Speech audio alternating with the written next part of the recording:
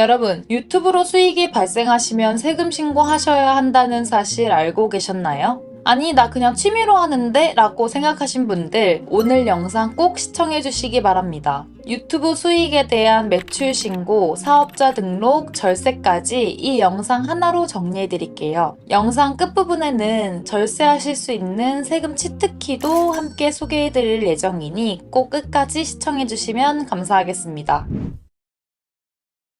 유튜브에서 일정 금액 이상 수익을 지급받으시는 경우에는 세금 신고 의무가 생기는데요. 수익이 발생하시면 통장으로 수익을 입금받으시죠. 이 외화로 입금된 유튜브 수익은 받으시는 그 시점에 매출로 신고를 하셔야 합니다. 특히 연간 외화 1만 달러 이상의 수익을 통장으로 입금을 받으신 경우에는 국세청에 자동으로 통보가 되기 때문에 사업자 등록을 꼭 하신 후에 매출 신고를 하시고 그에 맞는 부가가치세와 소득세 납부를 하셔야 합니다. 만약에 신고를 제때 하지 않으시면 무신고로 간주되어 가산세까지 부과될 수가 있으니 주의해 주시기 바랍니다. 유튜브를 이제 막 시작해서 수익이 얼마 발생하지 않으시는 경우에는 괜찮지만 일정 금액 이상의 수익이 발생하시는 경우에는 신고 의무가 생기게 돼요. 그래서 미리미리 준비를 해두시는 것이 좋겠죠?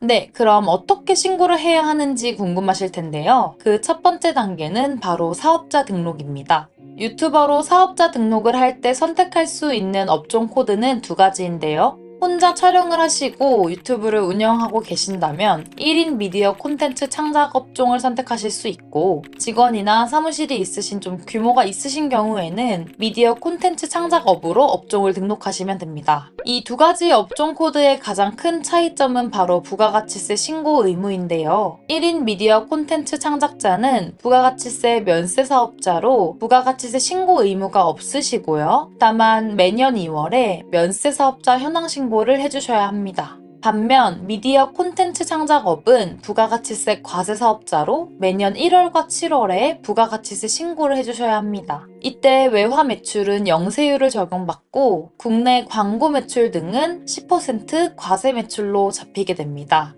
그래서 규모가 작은 1인 유튜버시라면 보다 의무가 적은 면세 사업자를 선택하시는 것이 편하겠죠.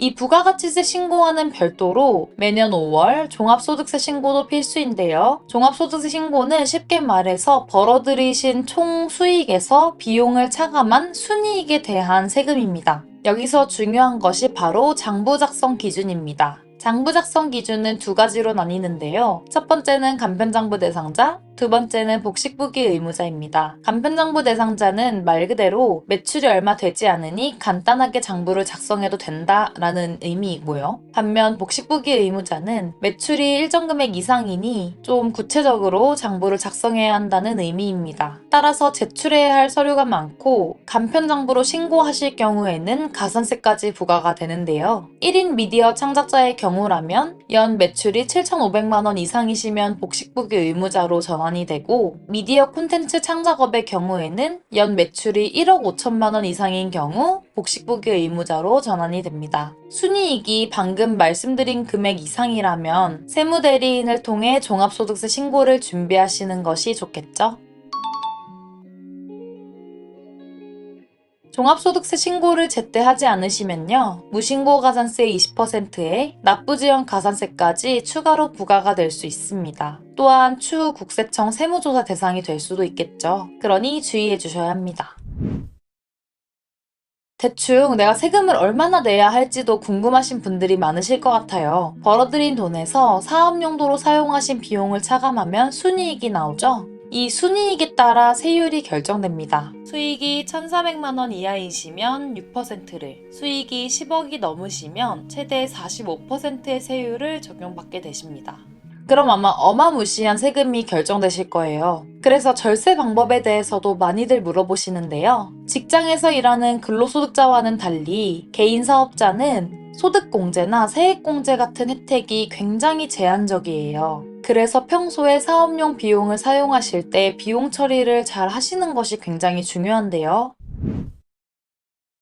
유튜버가 비용으로 인정받을 수 있는 항목에 대해 소개를 해드리겠습니다. 촬영 장비, 편집 소프트웨어 비용, 사무실 임차료나 스튜디오 대여료, 광고비나 마케팅 비용 등이 될 수 있고, 뷰티 유튜버이시라면 화장품 구매 비용도 비용 처리가 가능하고요. 만약에 먹방 유튜버라고 하신다면 식비도 일부 비용 공제가 가능하겠죠? 모든 사업용 비용은 영수증, 현금 영수증, 세금 계산서를 발급하셔서 보관하시는 것이 굉장히 중요하고, 애매한 비용은 세무대리인과 상담 후 결정하시는 것이 좋겠습니다. 비용 처리를 꼼꼼하게 하셨다면 다음으로 적용하실 수 있는 세액공제는 바로 외국납부 세액공제인데요. 구글에서 개인 통장으로 수익을 지급받으실 때는 일부 금액이 원천징수 후 입금이 됩니다. 이미 세금을 차감한 수익을 받았는데 이 수익에 대해서 또 세금을 낸다면 그것은 이중과세가 되겠죠. 그래서 5월 종합소득세를 신고하실 때 이전에 납부한 원천징수된 세액만큼은 차감해주는 외국납부 세액공제를 적용받으실 수 있습니다. 두 번째 절세 항목은 바로 창업감면 혜택인데요. 이전에 같은 업종 코드로 창업을 하신 적이 없다면 적용이 가능합니다. 34세 이하 청년이